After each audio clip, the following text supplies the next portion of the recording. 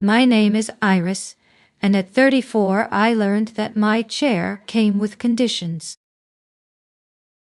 At my parents' 35th anniversary party, my dad pointed me toward the garage and said it was just for extended family.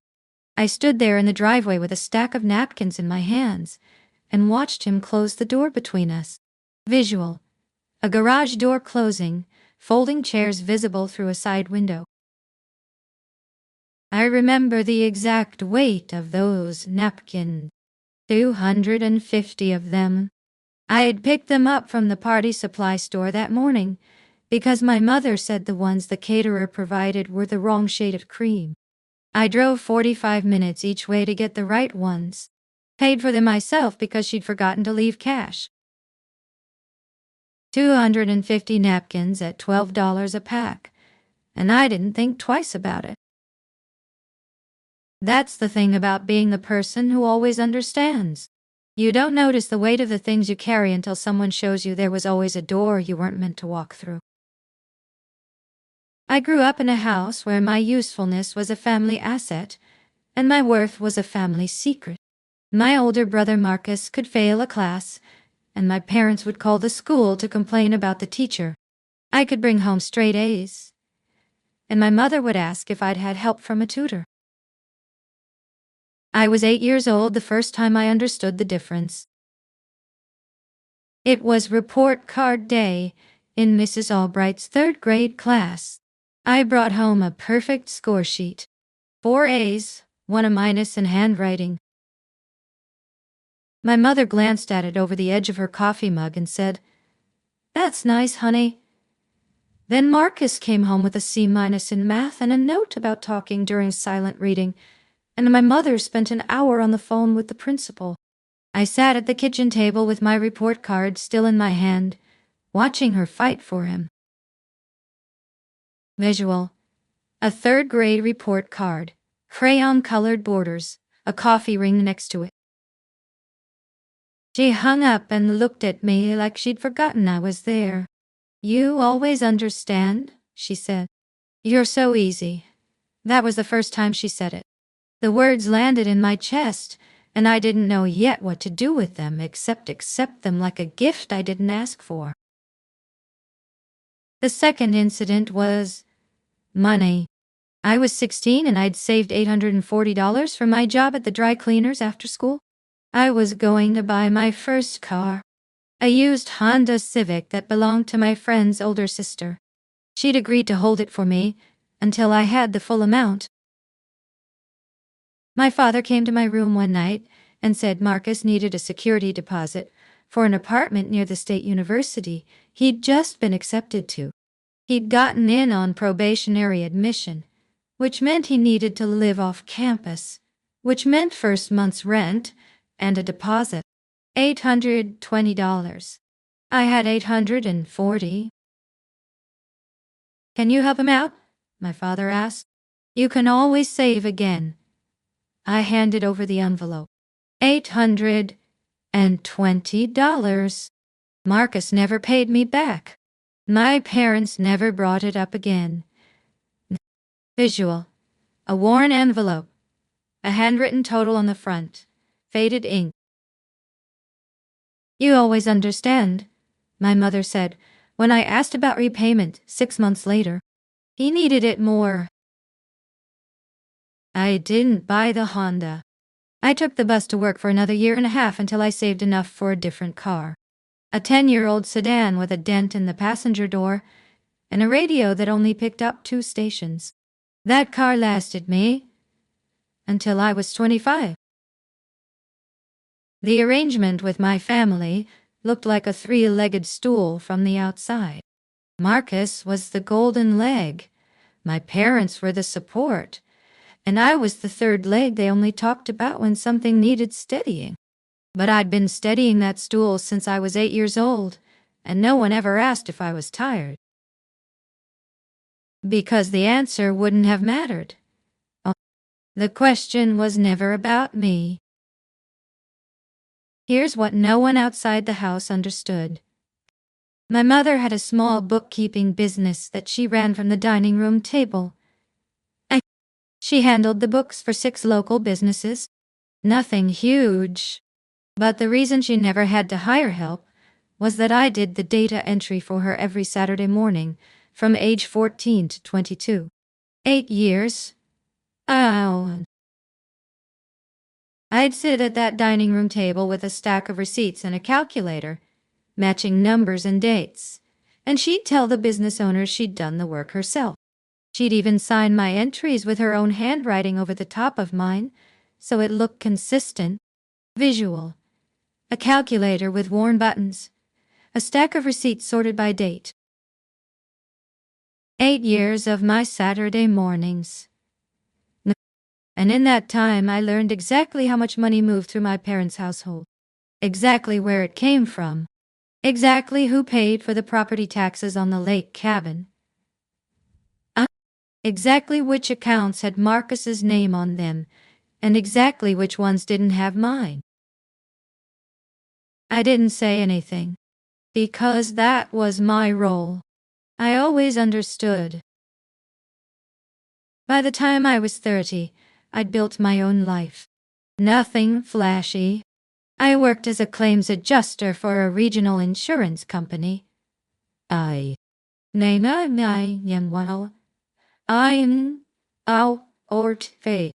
Unremarkable. I'd saved enough to buy a small condo 2 towns away from my parents' house. I paid my own mortgage. I paid my own bills. I did not ask for help, because I'd learned a long time ago that help came with a ledger attached. But the family never stopped needing my invisible labor.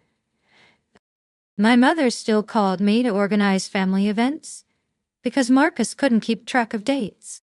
My father still asked me to monitor the lake cabin's property taxes because he'd lost the login for the county website 3 years ago and never recovered it. I still handled the annual family calendar. I still kept track of birthdays and anniversaries and who had sent which card so we didn't send duplicate. I still reminded Marcus to buy gifts and wrote the gift tags for him when he forgot. I was the family secretary, the family accountant, the family memory. And not one person in that family could have told you my middle name without checking a form. The lake cabin was the thing that mattered most to them. My grandparents had bought it in 1982, a small I-frame on a weedy lot about 3 hours north. No one in the family had ever loved the place the way my grandfather had, but everyone loved the idea of it. A legacy, a vacation spot, a thing we could point to and say this is ours. The property taxes were $11,400 a year. I'd been paying them for 5 years. My father would hand me a check for about 2/3 of it each December, and I'd cover the rest and the late fees when he forgot to send it on time. He always forgot. I never told him I was covering the difference because the one time I'd mentioned it, he'd said, "You always understand," and I'd stopped bringing it up after that. 5 years of paying the gap. And years it was $2,000. Some years it was 4. The average was about 3,200. I kept a spreadsheet.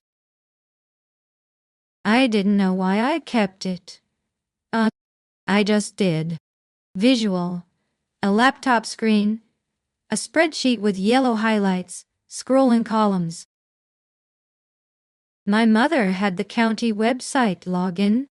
She'd set it up in 2010 and never changed the password. But she'd also never used it after 2015 because I was the one who paid the bills. The login was still active. The email on the account was still a shared family email address that no one checked. That's the mechanism. The one nobody read closely. The county tax portal had a clause that everyone clicked past. It said that any authorized user with login credentials could change the contact information, the mailing address, and the designated payee. It also said that the county was not responsible for notifying anyone other than the contact on file about changes to the tax records. The contact on file was a family email address. The family email address was one I knew the password to. The family email address was one nobody else had checked since 2017, because they'd all switched to personal accounts and forgotten the shared one existed. I found this out by accident in March. My mother had asked me to check the status of the property tax bill for the coming year, because she'd lost the paper notice. I logged in with the shared email and the password that hadn't been changed in 12 years, and I saw the clause. The language was dry and procedural. Authorized user may update recorded contact information without additional verification for legacy accounts established prior to 2008. The cabin account was legacy. No one had ever verified it. Visual. A county tax portal. Fine print text on a blue background. I closed the laptop and didn't think about it for 2 weeks. The pattern of erasure had gotten worse as I got older. Marcus had married a woman named Sarah, who worked in marketing and had opinions about everything. My parents adored her because she was the kind of person they could brag about at dinner parties. Sarah had never asked me a single question about myself in 5 years. She'd once referred to me as Marcus's sister in a conversation where I was standing right next to her, as if I was a descriptor rather than a person. At Marcus's 38th birthday dinner, Sarah had taken over the seating arrangements and put me at the end of the table, not next to anyone I knew, directly across from the children's table, which was technically the same table but felt different. My mother had looked at the placement and smiled. "That's good," she'd said. "Iris is so good with the kids. You always understand." 4th time she'd said it to me in 2 years. I was starting to keep count. That same night, Marcus had stood up to give a toast and thanked his parents for everything. Thanked Sarah for being his rock. Thanked his boss for his promotion. Mentioned the lake cabin as a family treasure that my parents have so generously maintained. He looked at me for half a second and moved on. I'd written the thank you notes for his birthday gifts. I'd wrapped half the presents he'd handed out that night. I'd picked up the cake from a bakery 20 miles away because Sarah had forgotten to order it. I wasn't in the toast. "You always understand," my father said on my way out the door. 8th time that I'd noted. The phrase had stopped sounding like a compliment and started sounding like a line item. Like something they had to say in order to keep me doing the things I did. Like rent paid with words instead of money. I went home and I pulled up the spreadsheet I'd been keeping since I was 16. $820 for the car. $11,400 in property tax payments over 5 years, with $3,200 of that being my unreimbursed difference. Various smaller amounts. Birthday gifts I'd bought on Marcus's behalf. Catering deposits I'd covered when someone forgot.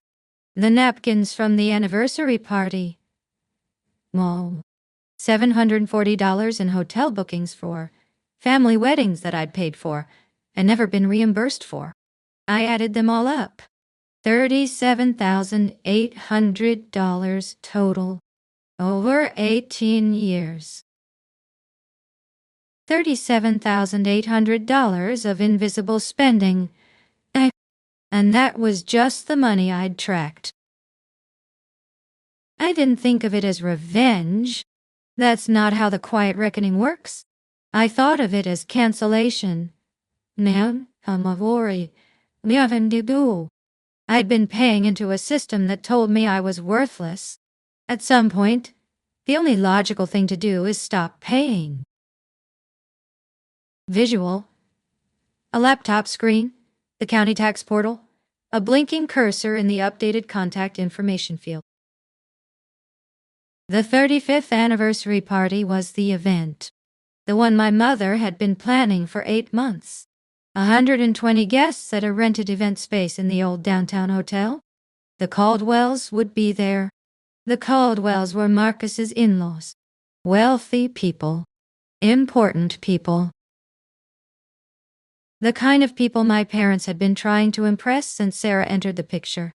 The kind of people who had once asked my mother at a dinner party what I did for a living, and my mother had said, "She works in insurance," with the same tone she'd used to describe a mild rash. The Caldwells were the outside witness. I didn't know that yet when I walked into the venue, but I knew they would be there. I knew Sarah would be wearing something expensive. I knew my mother would be performing family unity like a dress she'd put on for the occasion. I knew I'd be sent to the garage for extra chairs. I'd been to enough family events to know my exact role. The morning of the party, I woke up at 5. I'd been up late the night before. Not because I was helping, because I was making a decision. I logged into the county portal one final time. I changed the contact email to a personal account that only I had access to. I changed the mailing address to my condo address. And I updated the designated payee field.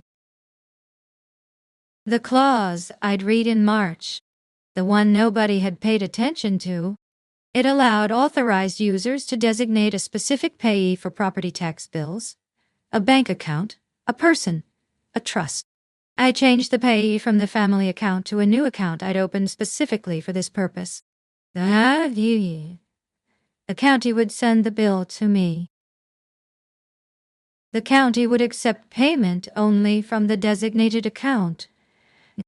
Nobody in my family would get a notification because the contact email was now mine. I closed the laptop and went to bed at midnight. I didn't sleep well, but I didn't change my mind either. Visual: an event space, white tablecloths, a centerpiece with silver ribbon. The anniversary party was exactly what I expected. My mother in a powder blue dress. My father in a suit that looked like it had been tailored in 1998 and never updated. Marcus and Sarah at the front table, greeting guests like they'd planned the whole thing. Sarah kept glancing at me with the look she'd perfected, the one that said I was a piece of furniture she'd inherited and didn't know what to do with. I was in a black dress I'd bought at a department store. Simple. Madame Carly. Inoffensive. The kind of outfit that disappears in a room full of brighter colors. The Caldwells arrived at 2. 3 of them. Mr. Caldwell was a retired bank executive. His wife had been a university administrator. Their son, John, was a pediatric surgeon. They were the kind of people who looked at you with interested eyes and asked follow-up questions. They'd asked me one time, 3 years ago, what I did. I told them. I'd mentioned that I was a senior adjuster and I'd been with the company for 11 years.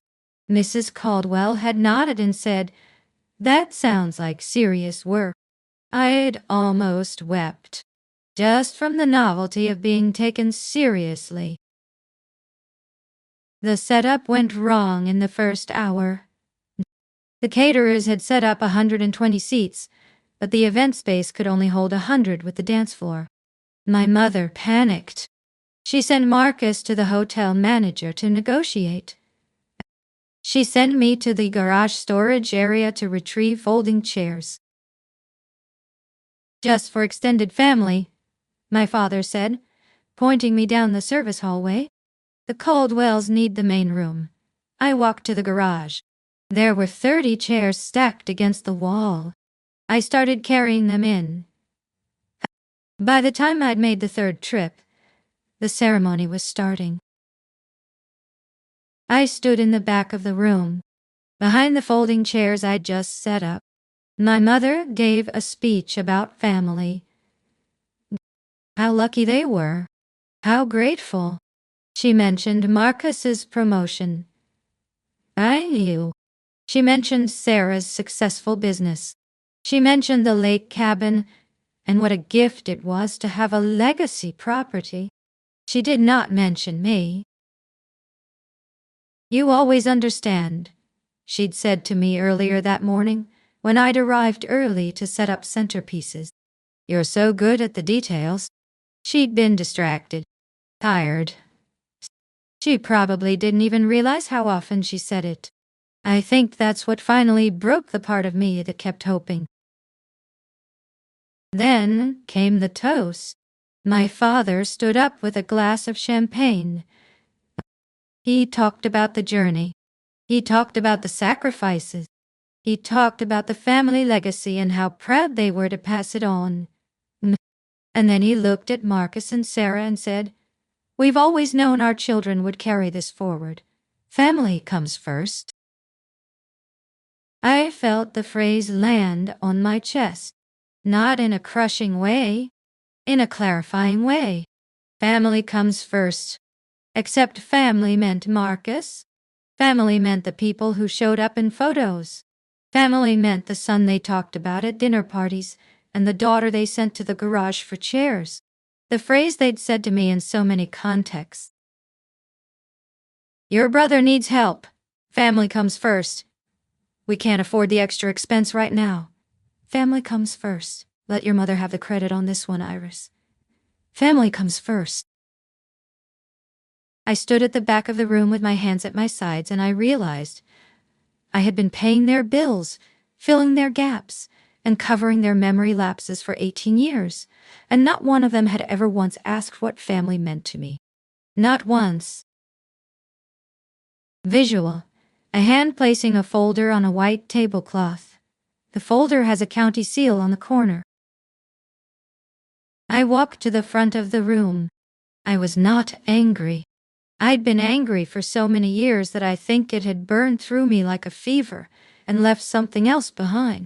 Something still and level and measured. My mother saw me moving and smiled the way she smiled at waitstaff when they refilled her water. Iris, she said, could you check on... Mother, I said. I wasn't loud. I didn't need to be. Oh my yucks. The room wasn't loud either. The speech was over. The guests were in that lull between formal events, when conversations break into smaller clusters, and nobody's quite sure when the next course arrives. I unfolded the folder I'd pulled from my bag, the same bag I'd carried napkins in. The same bag I'd been carrying for years. I need to read something, I said. My father's face went from confusion to irritation. Oh, this isn't the time, Iris. You always under... Stop, I said. Just that. Stop. Quite. He did. I think it was the flatness of my voice, the absence of the tremor they'd trained me to have.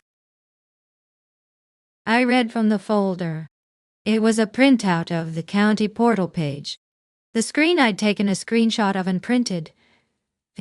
Property tax bill for parcel number 40281199.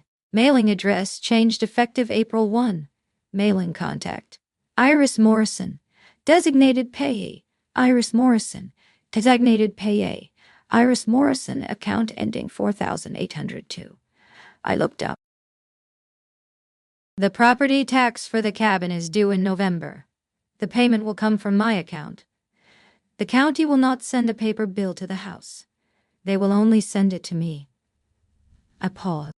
I will decide whether to pay it. The room was silent. Not the good kind of silence.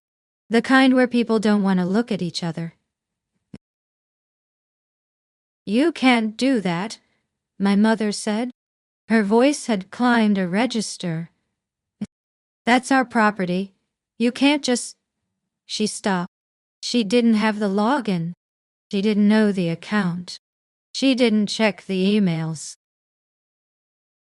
Actually, I said, the county portal's user agreement from 2008 allows any authorized user to update contact information without additional verification. I was an authorized user. I updated it. You'll receive no notification. The bill will come to me, and I'm not sure yet whether I'll pay it. I let that sit.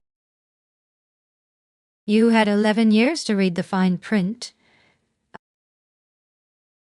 John Caldwell, the pediatric surgeon, had been standing near the bar. He took 2 steps toward the table. "I'm sorry to interrupt," he said, "but I handle the estate accounts for my parents. I know that user agreement. It does exist. It's been in effect since 2008. I know what come down. Any authorized user with login credentials can update contact information." He looked at me, not with pity, with something closer to respect. She's right. If she was listed as an authorized user, that change is binding. Oh. My mother's face went white. My father opened his mouth and closed it. Sarah made a noise like a kettle starting to boil. Marcus stood up. "You're doing this now? At Mom and Dad's anniversary? You're ruining everything. Family comes?" "Family comes first," I said. I'd said it quietly, hushed, but it landed harder than shouting. "Family comes first," I repeated. "That's what you all told me every time you needed something. Every time Marcus needed money. Every time you forgot a bill. Every time Mom needed data entry. Every time you asked me to carry something and then didn't mention my name in the same room as the Caldwells." I set the folder down on the white tablecloth. "I've been covering your property tax gaps for 5 years. 5 years of paying the difference when you forgot to pay on time. No, you didn't know. You never asked. You just assumed I would keep doing it." I looked at my mother. "You always understood," I said. "That's what you told me. That was the price I paid for the privilege of being useful. I do now." Now,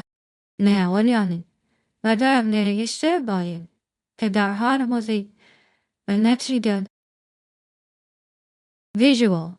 A folder on a white tablecloth. The county seal visible. Guests in the background with champagne glasses. I walked out of the event space. I didn't run. I didn't cry. I went. I walked at a measured pace through the service hallway, past the garage, where I'd carried chairs, past the catering station, out the back exit into the parking lot. I got in my car and drove home. I did not check my phone for 5 hours. The phone started buzzing at 9 that night. I was sitting on my couch with a glass of wine I'd poured from a bottle I'd bought for myself. No occasion. No, I tried from me now, but I was just because I wanted it. I looked at the notifications. My mother had called 16 times. Marcus had left 4 voicemails. My father had sent a text that said, "We need to talk about this." Sarah had sent a long message that I didn't read past the first sentence. I set the phone face down on the coffee table.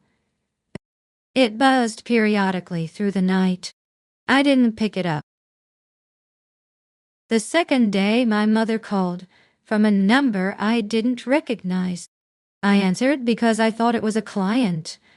"No, Iris," she said, "this has gone too far. Your father and I need access to that account. You can't just..." I said, "I can," and hung up. She called back 10 more times. I ignored them. Marcus showed up at my condo on the 3rd day. I looked through the peephole and saw him standing in the hallway with his hands in his pockets. He looked smaller than I remembered. I opened the door a few inches. "Iris," he said. "Oh, look. Yeah, I know you're upset. Wait, but you need to fix this. Mom's been crying for 2 days. She's not sleeping." I looked at him. "Marcus, when was the last time you asked me what I needed?" He blinked. "What? What now?" "Answer the question." He opened his mouth and closed it. "I don't. I mean, I know you're—" He didn't have an answer, because there wasn't one. He'd never asked. Not once. Visual. A front door. A face partially visible through the gap. Hands in pockets in the hallway. "Mom and Dad want you to come to dinner on Saturday," he said finally. "To talk. Tell them I won't be there. Dad says the property tax payment is due in November. You can't just let the property go." "The property won't go anywhere," I said. "The county will send me the bill. I'll pay it if I decide to pay it. But I'm not going to pay it to a family that doesn't see me." I closed the door. The fourth day, the phone stopped buzzing. Not completely. There were still messages, but they were fewer, less urgent. I think my parents realized they had no leverage. I wasn't asking for anything. I wasn't threatening. I had simply stopped providing the labor and the money they'd always assumed would be there. And things started to break. The family calendar I'd maintained for 12 years was gone.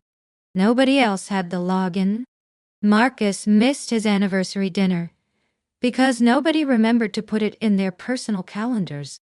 My mother called me 3 weeks later asking about a catering deposit she'd forgotten to pay, the one I'd always covered. I didn't answer. The county sent the property tax bill to my condo in October. $11,400. I set it on my counter and looked at it for 2 weeks. I paid it on November 1st from my account. But I did not tell them. They wouldn't know until they checked the county records or called the tax office. And they couldn't check the county records because they didn't have the login. And they couldn't call the tax office because the contact on file was me. That wasn't revenge. That was just a shift. The burden had been redistributed. They'd have to pick it up themselves now. They'd have to remember the due date. They'd have to figure out how to get their names back on the property. And they'd have to do it without me. That was the whole point. Not punishment. Withdrawal. Visual. A counter, an unopened envelope with a county seal, a hand reaching for it.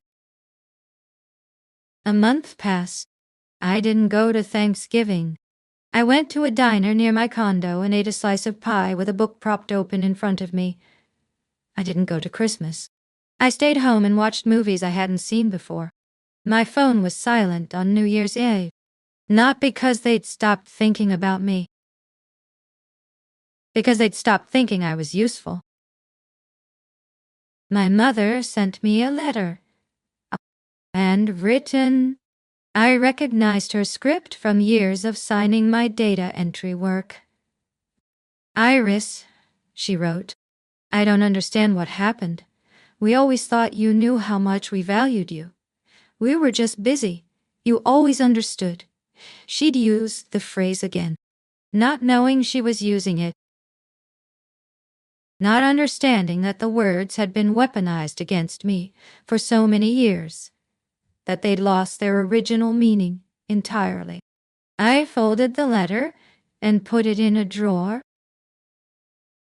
That's when a flicker of self-awareness showed up. Not from my mother. Not from Marcus, from my father. He called me on a Tuesday night. I answered because it was the first time he'd called instead of texted. Iris, he said. His voice sounded different, older. John. Olivia. I've been thinking about the car, the Honda. I waited. I shouldn't have taken that money. I knew you'd saved it. I knew you were going to buy that car, and I told myself you'd understand. He paused. That was my line. I said that to you because it was easier than admitting I was wrong. I didn't say anything. Not because I was punishing him, because I didn't know what to say. I'm not asking you to come back, he said. I'm not asking you to fix anything. I just wanted to say I remember the car, and I should have let you keep it. Okay, I said. Oh. Is that all you're going to say? Dad, I said. I spent 18 years being the person who always understood. I don't know how to be anything else yet, but I'm going to spend some time figuring it out. I hung up. That was not forgiveness. That wasn't reconciliation, but it was something. A crack in the wall of forgetting. My father had admitted one thing in 34 years. That was more than I'd ever expected. I sat in my condo that night and looked around. It was small. The furniture was ordinary. I had a table I'd bought from a second-hand store and a lamp that flickered sometimes, but it was mine. I see. The mortgage was in my name. The bills were in my name. The property tax on the cabin was in my name now, too, technically, though I'd have to sort that out eventually. Visual. A small condo. A second-hand table. A flickering lamp. I thought about the $37,800, the 18 years of Saturday mornings, the $820 I'd given my father for my brother's security deposit, the napkins, the chairs, the family calendar. I thought about all of it, and I realized I was not angry anymore. The phone was quiet, not silent in the way it had been when I was waiting for them to call. Quiet in a way that meant I was no longer expecting anything. Oh, I didn't need them to understand. I didn't need them to apologize. I just needed to stop paying for the privilege of being invisible. Iris Morrison, or Doc Hundy, 34 years old. Now, I finally understand.